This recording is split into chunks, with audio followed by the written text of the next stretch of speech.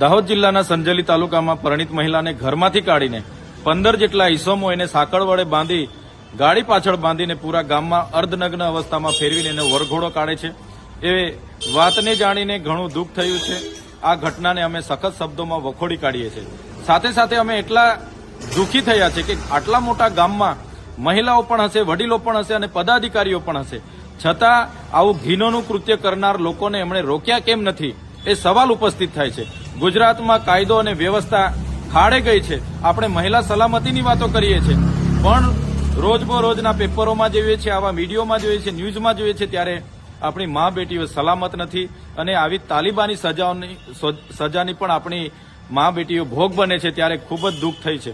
ત્યારે અમે સરકારશ્રીને કહેવા માંગીએ છીએ, આ ઘટનામાં જે પણ લોકો સંકળાયેલા હોય એની તટસ્થ તપાસ કરવામાં આવે અને એ ઘટનામાં જે પણ જવાબદારો હશે એના પર કાયદેસરની કાર્યવાહી કરીને ફાસ્ટ ટ્રેક કોર્ટમાં એક કેસ ચલાવીને એવો કડક દાખલો બેસાડવામાં આવે કે આવી માનસિકતા ધરાવનારા લોકો ફરી કોઈ આવું કૃત્ય ના કરે, એ અમે માંગ કરીએ છીએ।